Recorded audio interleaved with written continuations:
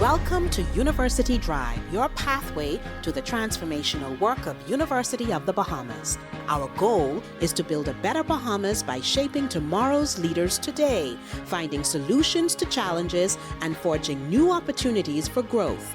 University Drive, where faculty, staff, students, and alumni travel the road of progress together with you.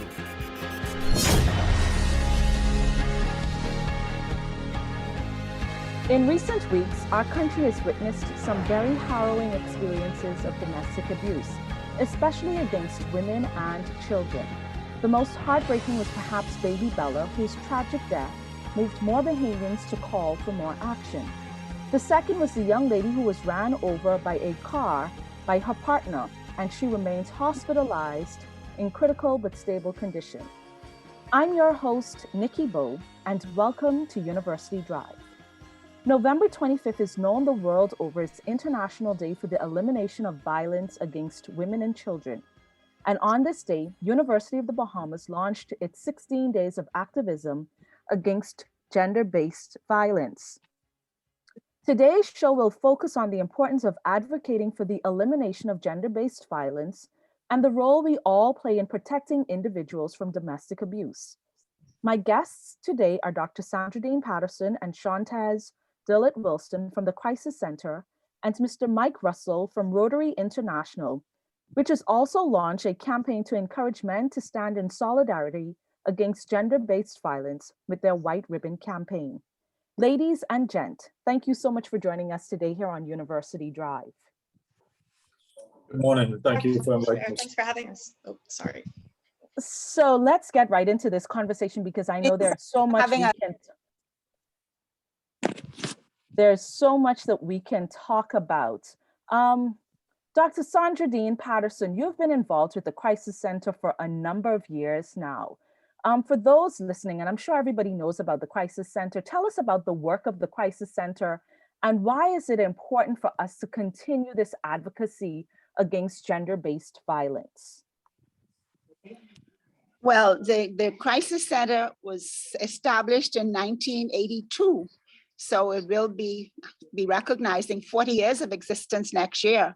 And that's 40 years of work with victims of gender-based violence, children, women, and men who experienced or witnessed some form of gender-based violence.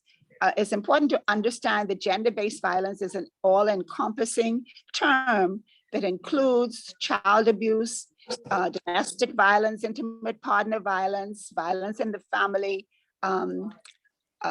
all forms of child abuse, whether it's physical, sexual, incest, witnessing domestic violence, and of course, sexual assault, whether that's done within the family or stranger.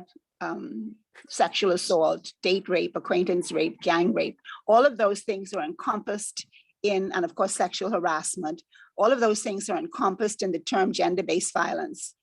And the reality is, before there was a global COVID pandemic, there's a global pandemic of gender-based violence all over the world.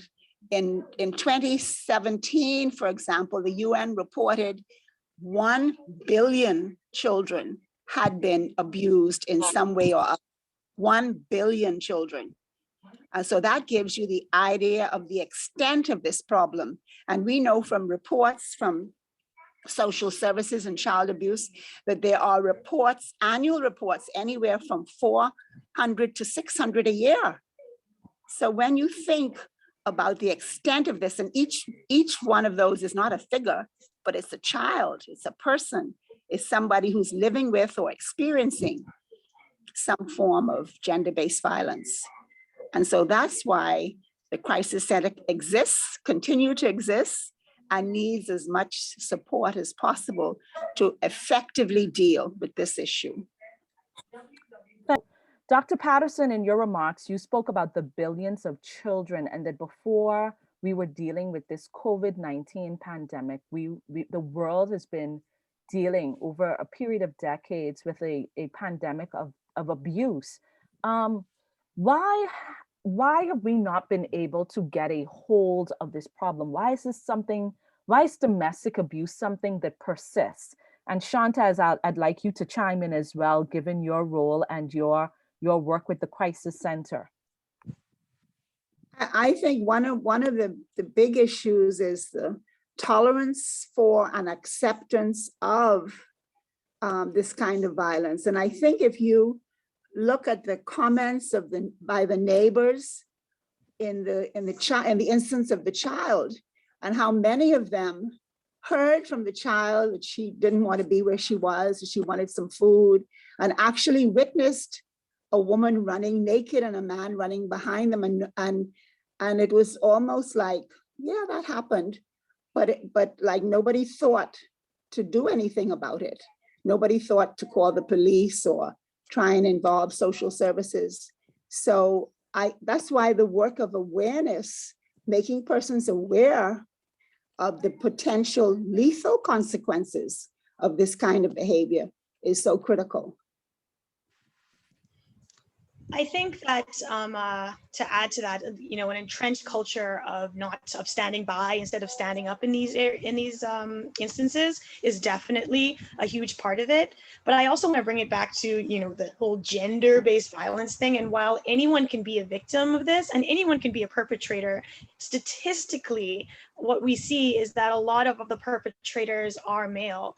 I think it was Dawn DeMerit who wrote a piece earlier this year saying that the Bahamas has a masculinity problem. And I think it's really important what the Rotary is doing to talk about masculinity and men and their support of anti-gender-based violence programs, because I think that a lot of persons think of this as a women's problem, and it's not. So many of the victims are children, and many of them male children. There are also men who are being abused, but also there's the issue that the majority of perpetrators are men, and that makes it a men's problem too. That we need to be thinking about how we are playing out gender in our country, in our families, in our social spaces and institutions as well, whether that be the school or you know, the church, wherever. And I mean, we have studies I think even a UB study to support this in the attitudes that males, both women and men actually, have towards gender-based violence, and how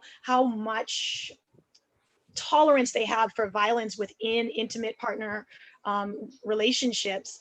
It's kind of staggering. So, you know, when you think about it that way, we definitely also need to be addressing things that are not just this issue. We need to help people to see the way that this issue is tied to a lot of the other things that they think are normal, like the ways that they think about masculinity and manhood, or womanhood for that matter.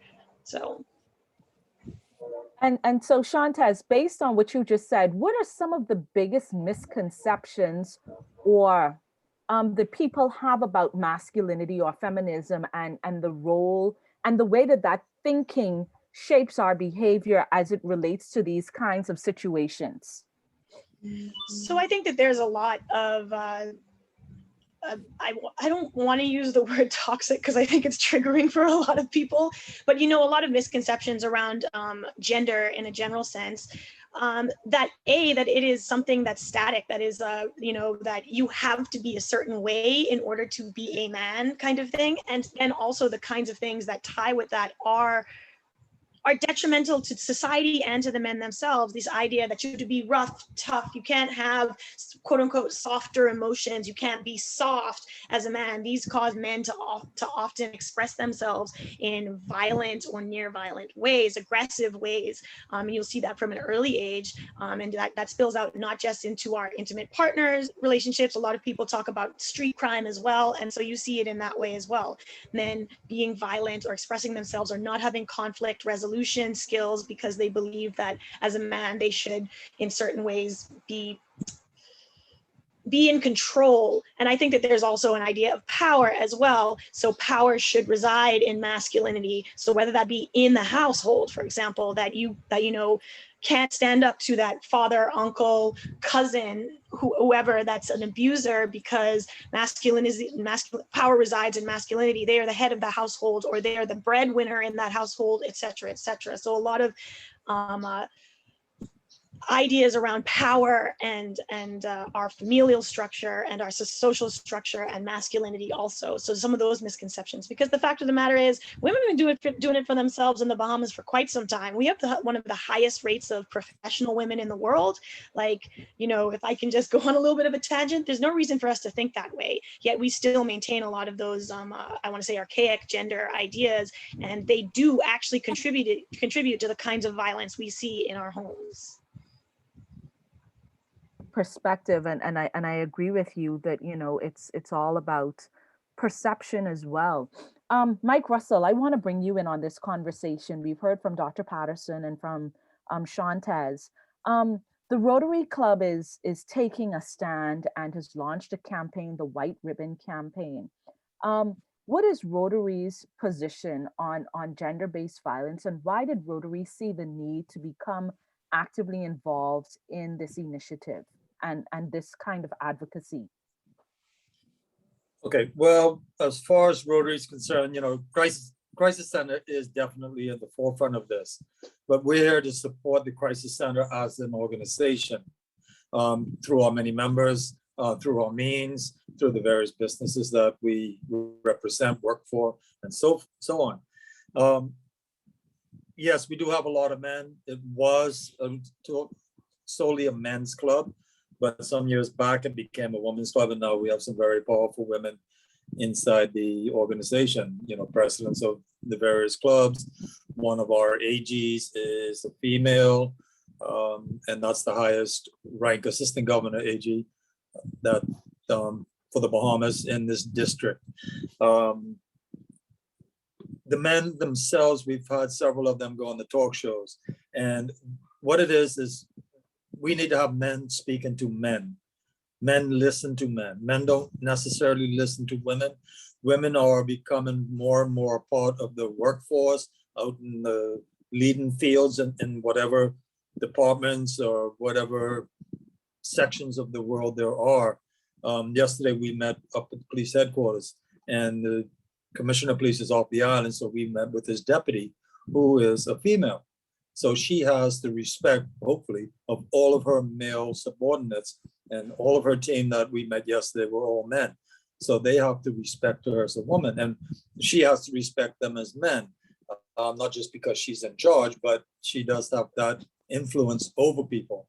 And again, men and women have to be, I guess, more on the same level. And that's what's maybe caused some of the problem, is that the men were originally taught to be protected, to be strong, to fight back, to be the breadwinners. And that the world has been changing over the years. Women weren't allowed to vote a number of years ago. They are now allowed to vote. Women are now in parliament. Many of them are now in parliament. And it just keeps evolving year after year. You go in the banks, you see the women at the forefront. It was said just now that we have the leading percentage of females in the businesses. So, you know, we have to respect each other and try to think of each other as equals, not just man and wife, but men and women across the board. You said a whole lot there, and I agree with you, but there are still a lot of people who have this misconception that men are superior to women. I'm going to ask all of you to chime in. How do we dispel this notion that men are the superior being and that women are subservient, and that we should step back and allow, you know, and just be there, so to speak?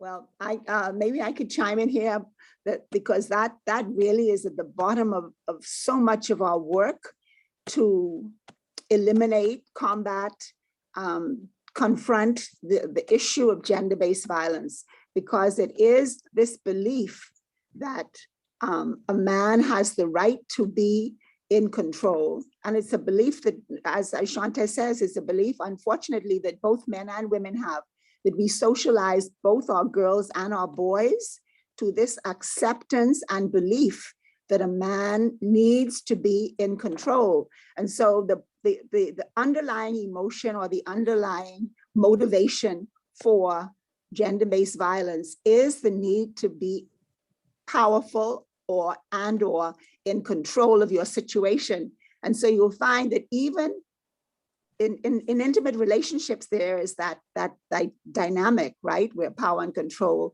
is a critical component. But even in sexual assault, the work that they've done on sexual offenders, for example, have shown that there's several different types of sexual offenders. There's the rapist, who is a power rapist. There's that person who tries to be powerful, tries to feel powerful, and seeks to fulfill his need for power by sexually assaulting a woman or a child. And so that whole issue of power is something, and we need to look at the sources. Where does that come from? And yes, it comes from socialization. Yes, it comes from mothers and fathers saying to their boys, you have to be in charge, you have to be powerful, you have to be tough, you have to be rough, boys don't cry, all those messages that we give boys.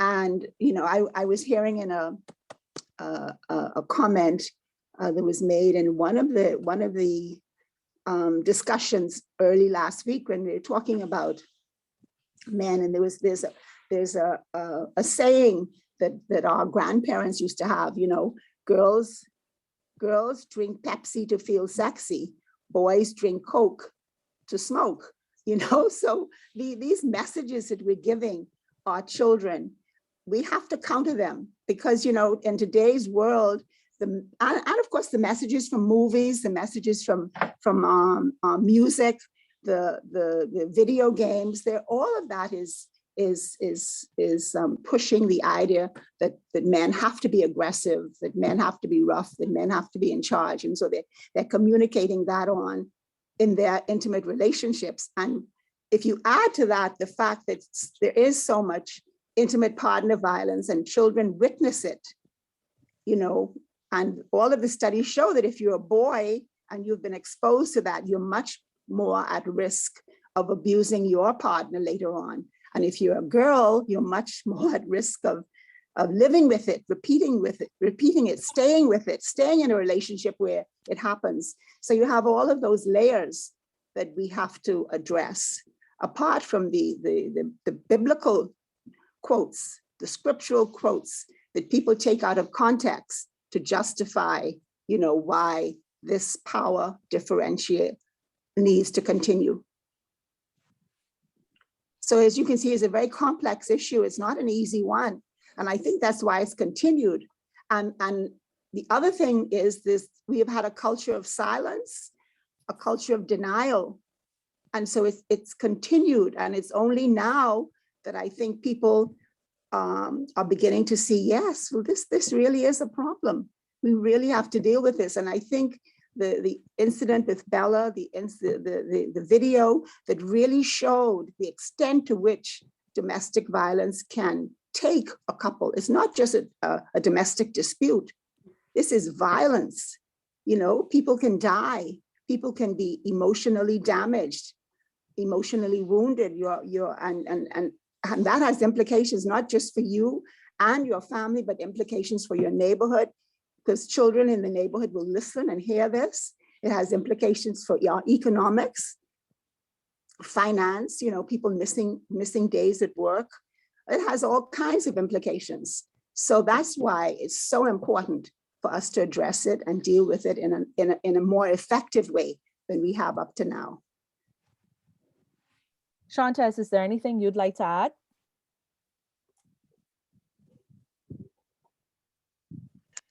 I think that Dr. Patterson covered quite a bit, quite well. I'll chime in another question. Not a problem. Dr. Patterson, you said something that with intimate partner violence, the boys who witness it often become perpetrators, and the girls who witness it often become victims later on in life, because this is what they become products of their environment. And there's this saying, children become what they see, or they learn what they live. Children learn what they live. Yes, I had a blank moment for a moment. Learn Children behavior. learn what they live. How do we then begin to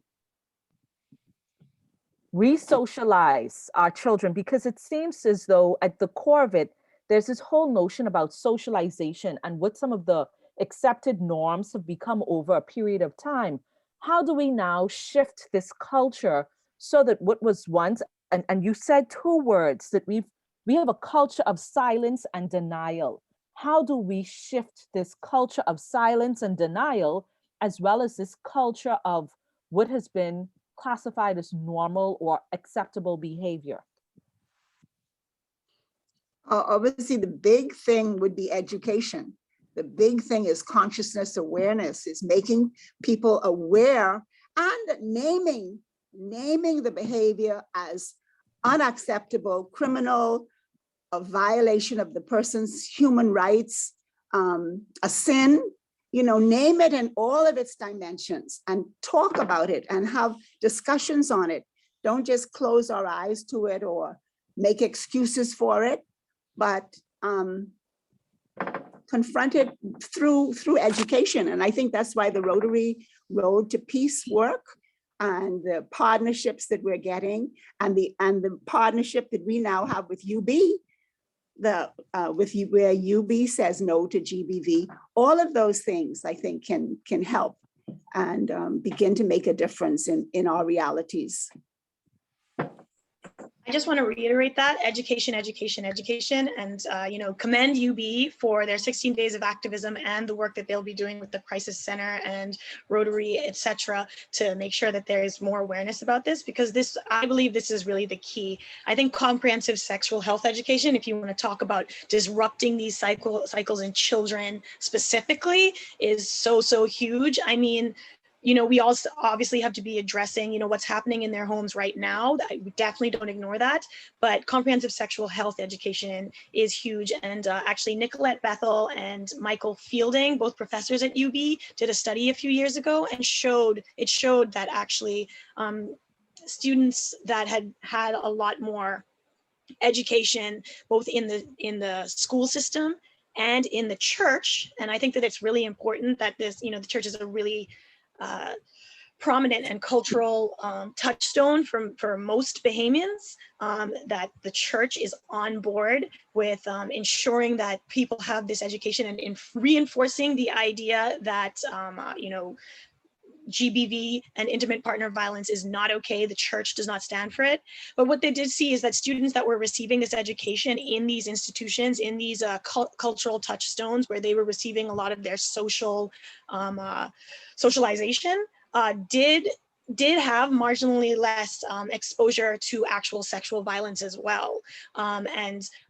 In broader studies across the world, they were less likely to be abusers themselves if they had gone through comprehensive education like this, and then also to recognize red flags in their own relationships. We don't have a study like that for the Bahamas that I know of, but studies have shown that across the world, education at these times of life, and earlier than most people think as well, sometimes starting as early as 8, is key to disrupting these cycles of I want to say violent cultural attitudes around gender-based violence and intimate partner violence. So I wanted to reiterate that and support Dr. Patterson's statement with that. Well, ladies and gents, we're going to take our first break here on University Drive, but when we come back, I want to talk about another cultural issue that we have, and this is where a lot of people have indicated that they would have reported it as children. They would have been victims, said something, and the adults just turned a blind eye. I want to talk about that dynamic when we return from the break. Stay tuned. You're listening to University Drive. I'm your host, Nikki Bo. We'll be right back. Chapter One Bookstore is your back-to-school headquarters. We are proud to serve the students, faculty, and staff of the University of the Bahamas and the community at large. We are the premier choice for the purchase of university textbooks and supplies, and UB logo apparel, paraphernalia, and gifts. We also carry a wide variety of school supplies, learning aids, and leisure books. Visit our copy center throughout the semester for all of your printing, copying, and binding needs. Chapter One Bookstore is located on the ground floor of the Michael Eldon Complex. Shop with us on Monday through Friday between the hours of 8:30 a.m. and 1 p.m. Call us at 397-2650 or email us at chapter1@ub.edu.bs. Follow us on Facebook and Instagram at Chapter One Bookstore. See you soon. Wash your hands. Protect yourself and help prevent the spread of COVID-19. Wash your hands properly and often, especially after you've been in a public place, used the bathroom, touched any surface or item, taken out the trash, handled pets, or after blowing your nose, coughing, or sneezing. First, wet your hands. Use soap, lather, and scrub for 20 seconds at least. Then rinse your hands for 10 seconds. Towel or air dry. Use a paper towel to turn off the tap. Don't forget to wash between your fingers, under your fingernails, and the top of your hands. If soap and water are not readily available, use a hand sanitizer that contains at least 60% alcohol. Use the sanitizer, cover all surfaces of your hands, and rub them together until they feel dry. Avoid touching your eyes, nose, and mouth with unwashed hands. This message is brought to you by the Ministry of Health Surveillance Unit and University of the Bahamas.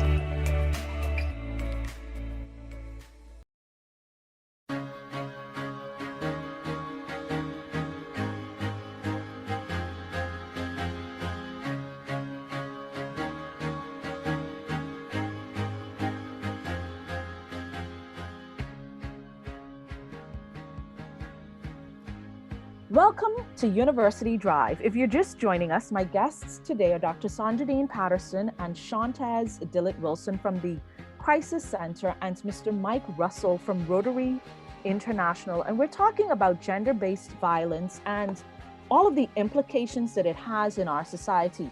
Dr. Sandra Patterson mentioned how it has social implications. It also has financial implications, and it has health implications because sometimes people end up severely ill as a result of all of the issues and the abuse that takes place. Before the break, I mentioned that I wanted to talk about this sad but true reality that we face, where a lot of people would have indicated that as children, they would have been victims of abuse. And in most instances, not just domestic, but even sexual abuse by persons within their family. And we know that from data and statistics that for children, most of the perpetrators are relatives or people close to them. And in recent times, I think as a result of baby Bella's situation, people have been coming forward and sharing their stories and recapping childhood experiences that were unpleasant. And one of the common threads that I saw was that they reported it. They said something to who they thought would have been a trusted adult, only to have been shunned and to be silenced. How do we deal with this dynamic and this aspect of gender-based violence? Because sexual abuse is violence. How do we deal with that aspect where children find the courage to come forward to say something and then are silenced by the adults who want to turn a blind eye and live in denial?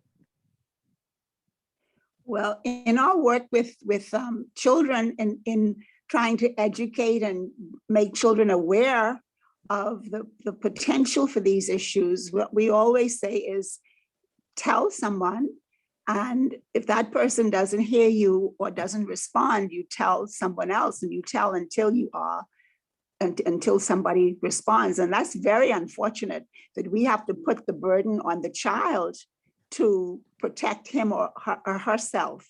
And so that's why the whole awareness education thing has to be not only with children, not only that you're telling them about safety and and I think what we have to accept is, in the same way you teach children to be safe in terms of crossing the street or not touching a hot kettle, in the same way you have to talk to them about their body.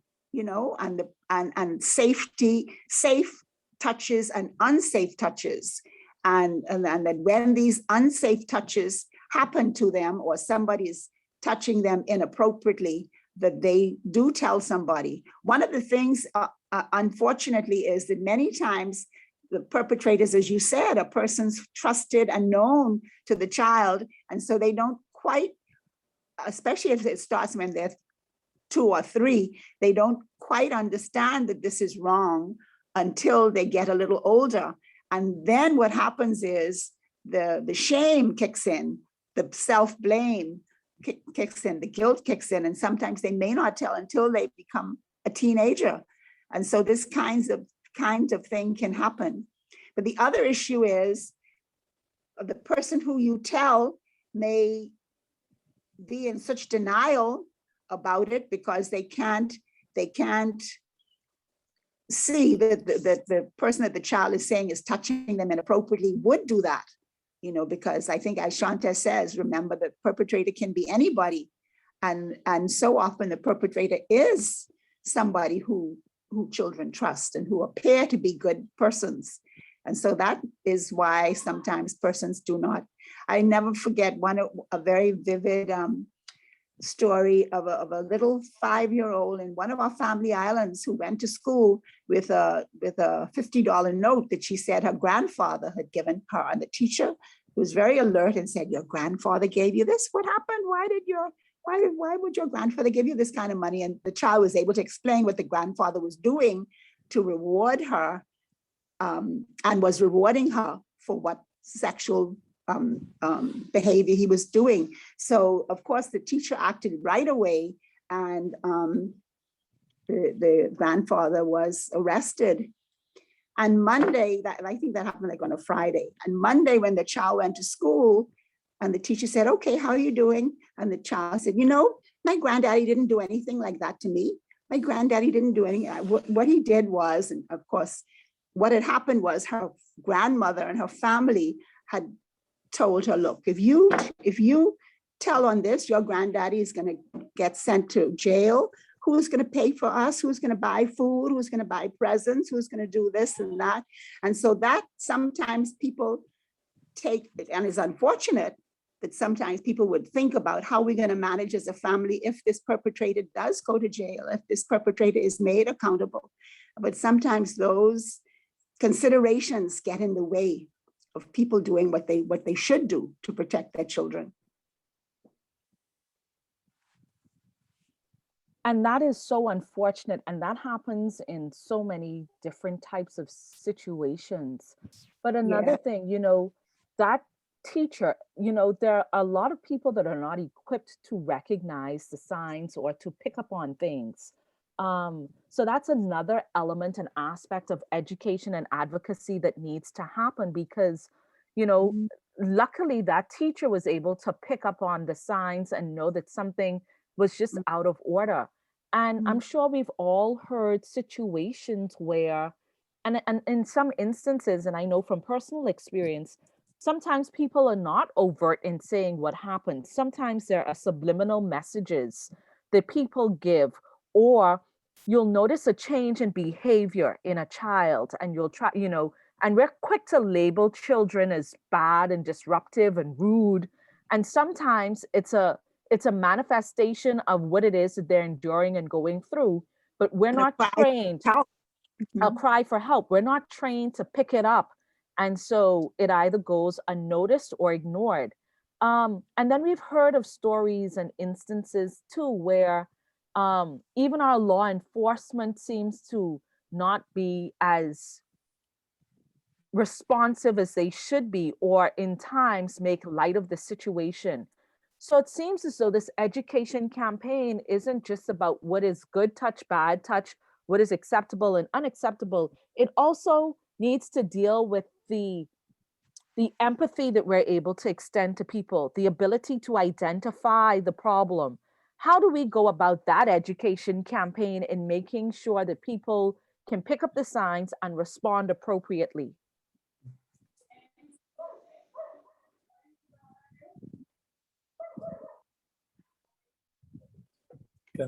Can I say something here? yesterday when we were up at police headquarters, Cleopatra Christie, who's the administrator for Crisis Center, she asked the acting commissioner of police, Ms. Mackey, if when they were doing their training of the officers, if the Crisis Center could play a part of that, because there are things, apparently there are things that are being missed in the training that the police need to know so that they can deal with situations in a better way. And, you know, the police are under a lot of stress themselves, being out on the streets and risking their lives and so forth. So again, maybe they're part of the perpetrators, but again, the proper training for these people, the front line people, they need to be able to deal with the situation when it comes before them in a proper manner.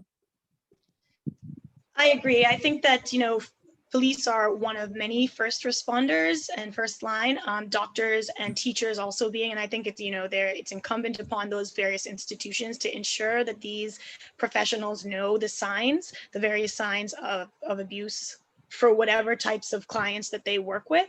100%. I also want to reiterate, you know, something that Dr. Patterson said before about it's a shame that we have to put so much of a burden on the children, even though it's absolutely necessary, about good touch, bad touch, and really give a call to everyone. It is your responsibility if you see something suspicious to stand up and to you don't necessarily need to call that out or put yourself in danger in any way, but to report it when it comes to minors. I understand that if it's two adults, you may not want to get involved, though I do not necessarily condone that attitude. I understand that that could present more danger, but the fact of the matter is it is your responsibility to report if it's a minor, and I encourage you to do that.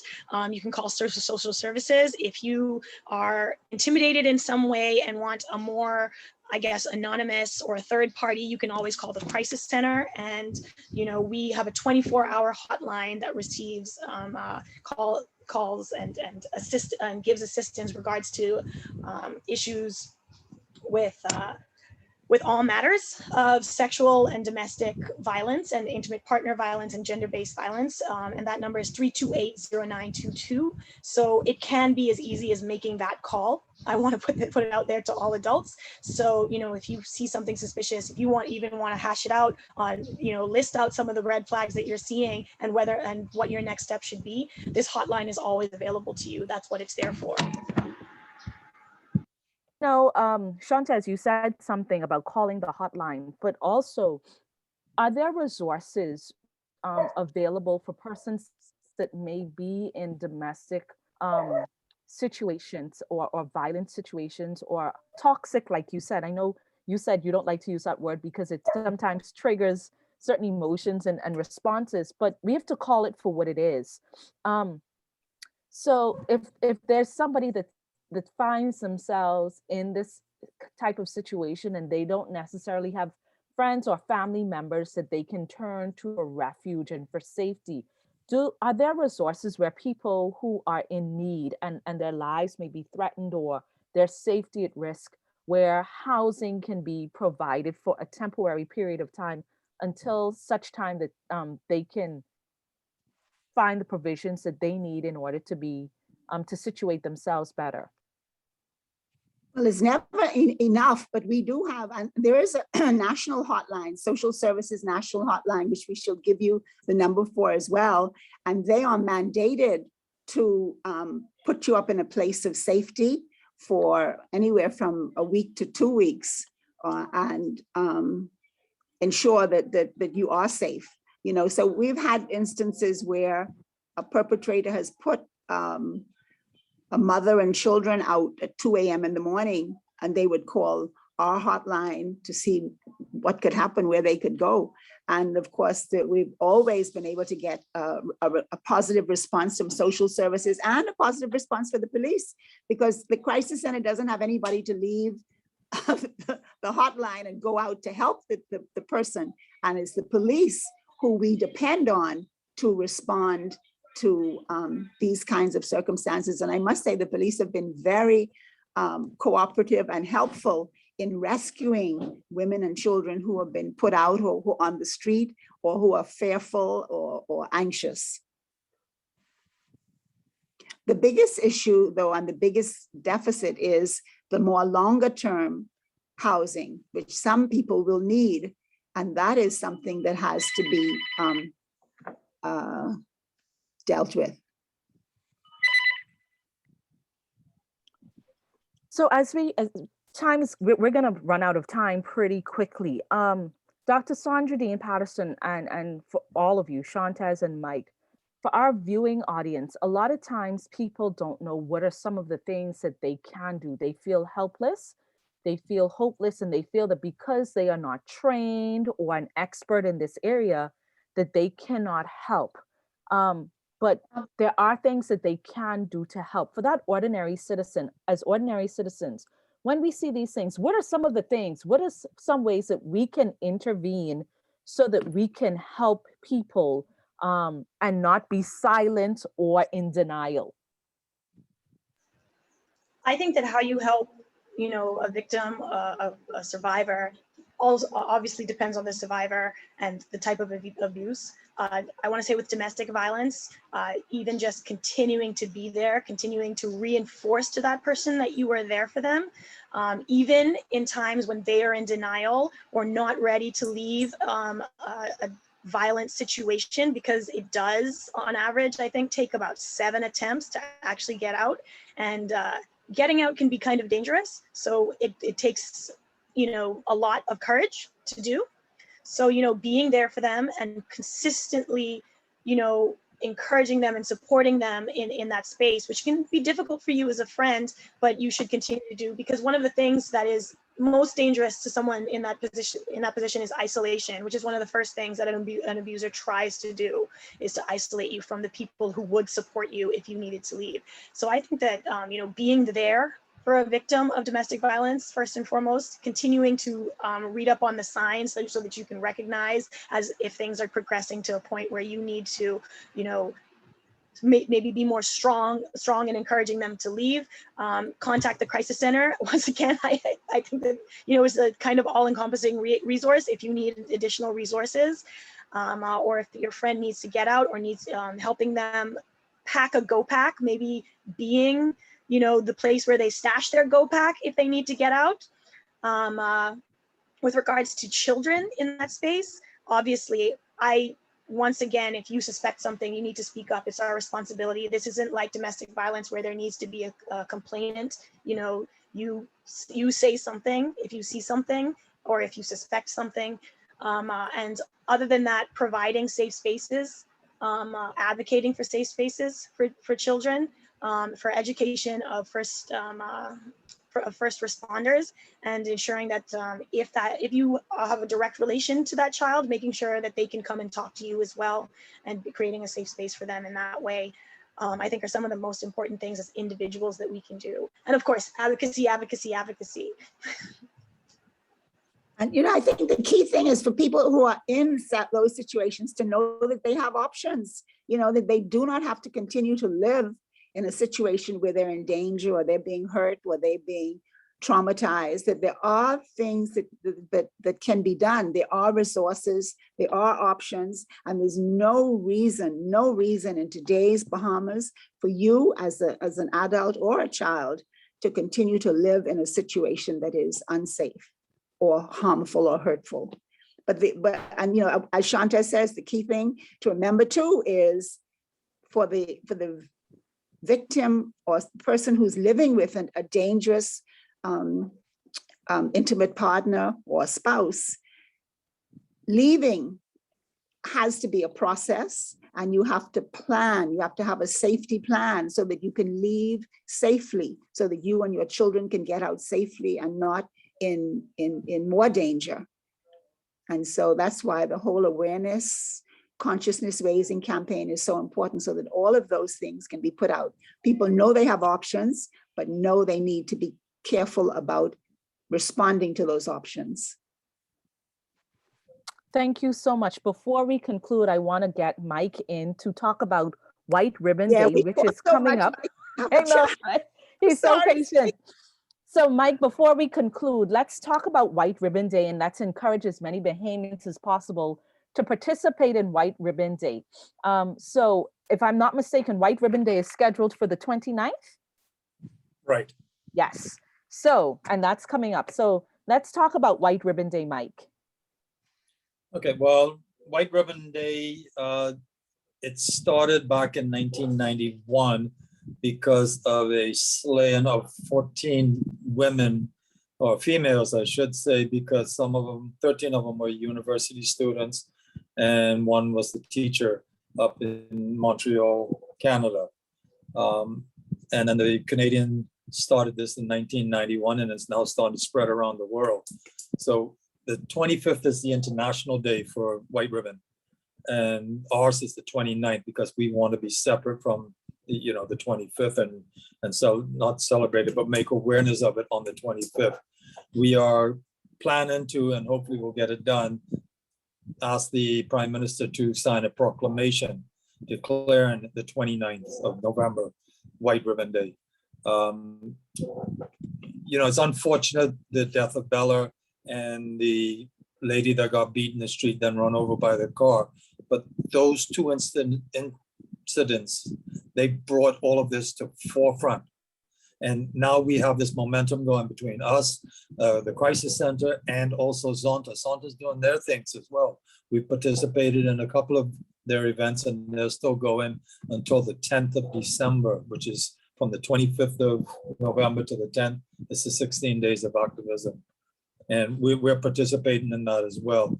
We didn't want to step on their toes, and they didn't want to step on ours. So we kind of planned things out together, and we're trying to see where we can work with each other. But we do need to make awareness. We can't drop the ball. We got to keep this momentum going. If I'm right, Lady Davis, she mentioned about a special victims unit that she wanted to create or have created in the police force.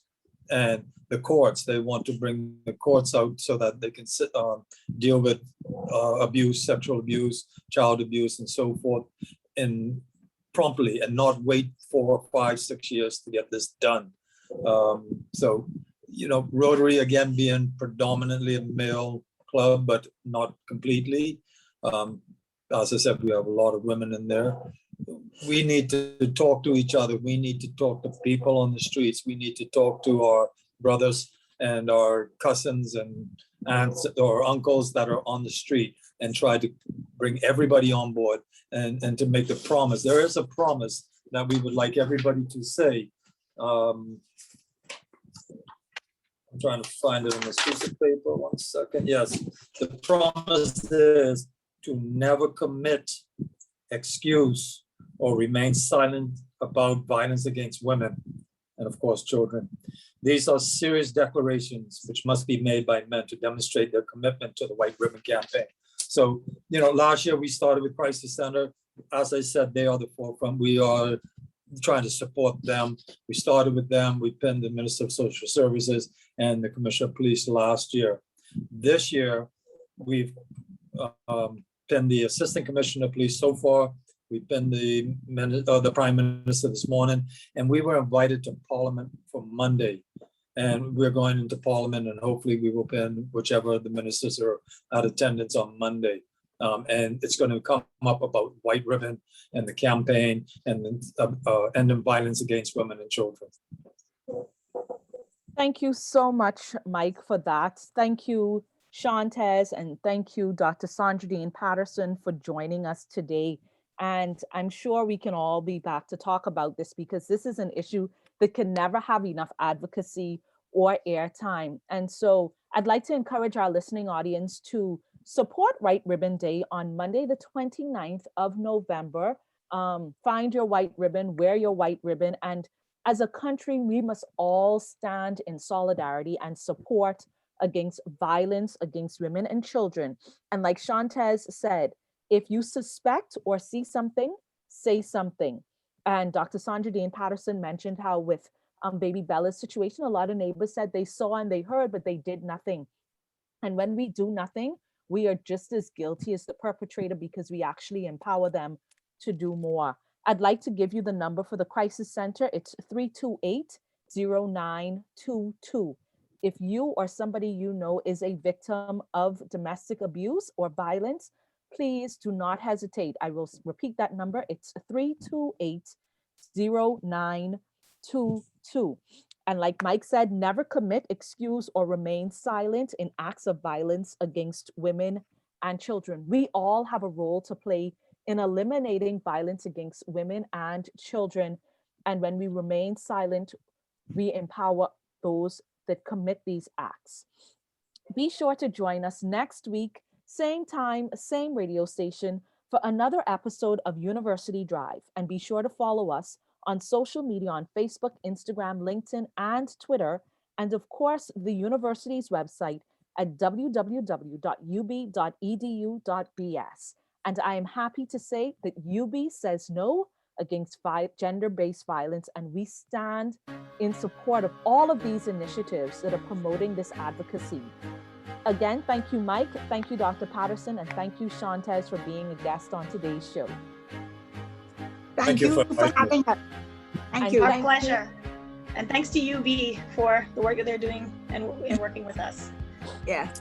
Our pleasure. And thank you to my listening audience. Enjoy the remainder of your day.